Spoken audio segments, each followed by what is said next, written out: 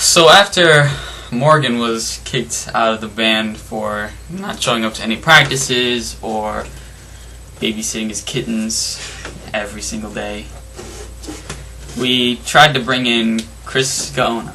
Well, what we did was we were going to do a photo shoot at John's house at an August party, and I don't think it was the best time because we were all sweaty from doing Manhunt, and I had this big mud stain on my pants, and the effect that I used for the EP cover, it made it just flash out. It was like one of the biggest things on the screen. But the guy that looked like he was on drugs was Chris. And that was before he switched his complete lifestyle. Because before, he was a goofy, really nice kid, though. And his life got pretty bad, and he ended up being really emo, which caused up a lot of change in musical likes. So Chris brought his ideas to the table, and we had our previous ideas already here. So we were still trying to find what sound we were going to be, whether we were going to be like, modern rock or modern rock or like an older 80s rock or metal. And when Chris, brought his whole screamo music into the thing, it was a different perspective and different view. So he definitely had to find out what we were gonna be as a band. First practice he came, it was cool, just jam sessioning around, and then he screamed once. Me and Nathan were like, holy crap, this guy can scream. It was pretty cool. Like playing super fast, super deep. But if we were to change to that, it'd be a dramatic change. Like you couldn't have those two songs on one album. One from Chris, and anything before Chris, that's like going from a Jeep to a Lamborghini, man. Summer to winter. Summer to winter. Penis to vagina. Not quite. But Chris was my best friend for a very long time. And at the first time I talked about him joining the band, I was like, dude, this will be great. It was like, you can get to know Nathan and John, and we could all be really good friends, which did happen. First practice was great. Second practice, we took pictures of us, the new band. And now I look back on it, Chris definitely stole the show. Girls would usually go after Nathan or John, not me. Like, I've heard stuff. Well, it depends what kind of girls. Girls went after me, Nathan, and John. But then all of our attention was getting sucked away, and Chris was becoming the main guy. It was becoming like his solo project, and we're just the guys in the background playing. And that'll definitely evolve. And I don't want to be mean to Nathan, but he agreed with everything Chris was coming up with. Chris wanted to change our name 30 times, and we ended up doing it. First time was Dogs Can't Dance. I never agreed to that. That one I hated. No, you did. I agreed to one. I forgot. Barely Heroes. We did Barely Heroes, and that wasn't even a good name. And I remember Cody Allen was like, yeah, dude, that's more like a song. Primus, Primal, my band, that's a real band name. I'm like, yeah, you're right. And then Chris was like, no. But it definitely take its toll, and we would be a screamo band. And I quit for a while. So basically, what had been happening this whole time is I kind of wanted a new sound already before Chris came. I wasn't liking what we were sounding like, really. Like, there was a few parts of songs that I liked, but I never really liked the whole song, entirely. So when Chris came in with the new sound, I really liked where we were headed. I didn't necessarily want to go full on, screamo band and all that stuff, but when Chris came in with, his ideas and styles, I definitely liked where it was going.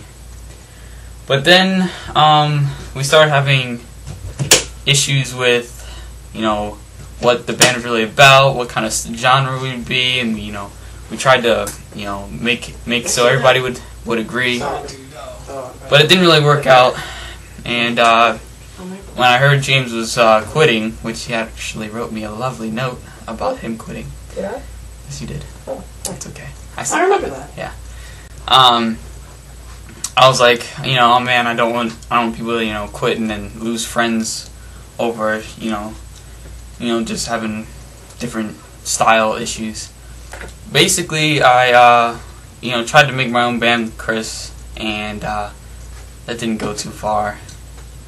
So it pretty much ended before it began. But he was a really good guitar player and taught me a lot of different things. So to that, I am grateful. I don't necessarily like miss him, like no gay stuff, but it's pretty cool having him in there. 4 dudes in there playing some music. He actually completed, like he was that weird puzzle piece, you know what I mean? Because we needed a bassist, but he kind of brought some extra ideas that I didn't necessarily had a problem with. It was just different. You know how that goes. Is that because you're black? Chris is one of my all-time best friends I've ever had in my life. Thing is, though, he was not right for Severe Revision. I seriously think he should start his own screamo metal band, and if they do it right, they work hard, they will get far in the history of screamo metal. Thing is, he needs a band, and I don't think Severe Revision was really right for him. We had our thoughts and ideas, and some of it we liked, but it just wasn't his thing, and the screamo wasn't our thing. I liked the ideas he had, but I joined Severe Vision strictly on a basis of metal and punk and the new wave of Philadelphia, punk and metal. So, he's an amazing guy. I love that guy to death. I don't care if people call me gay. Like, I'm not gay, but he's a brother to me, and I truly, truly think he's one of the greatest friends I've ever had. It just wasn't his thing at all. But after he quit, it would kind of stop. Severe Revision would have its long break, which really was a hard time for me. But we all did our own things. So after Severe Revision started to, head downward, I kind of didn't do too much. I was trying not to fail for the year for school, which didn't work. I kind of failed. I really tried to keep the spirit of Severe Vision alive during the hiatus. We tried to get back together, but technical difficulties would happen. Like John's drum set kind of malfunctioned and it needs to be fixed. Yes, a drum set can be malfunctioned. Yeah, it might be a little weird. Of course, it's the electrical drum set. I had to focus on my grades too because my pre-algebra was slipping and my other thing was slipping. I forget what it was. So I didn't really do anything, but I always had the spirit of Severe Vision in me, and I always will, no matter what band I'm in. And action! So I really wanted to keep Severe Vision going, but I just didn't have that much want to press forward. It didn't seem like it was going anywhere. There was a lot of drama and trouble that was going on. So I thought it was best just to kind of leave it alone for a little while. But I did wanna have a band that we could all play in because that was really fun. So what had happened was drum started messing up, just wouldn't turn on, and I don't know, practices. We just stopped going to practices, stuff going wrong at school, crap like that. And doing this without James, it was unavailable to me basically. So I started doing things on my own, still skated all this time. So I started focusing on skating a little more. Got better at that. Started going to parks and stuff, really getting into it, trying to make a career out of it. And I, for a while, listened to the genre of music called dubstep, which was pretty cool, and I thought it was cool to make a song out of it, to make remixes for video games. And I originally didn't even want a band. I just wanted a YouTube page and just try to get some views on stuff like that. And eventually it turned into a whole 2-man group.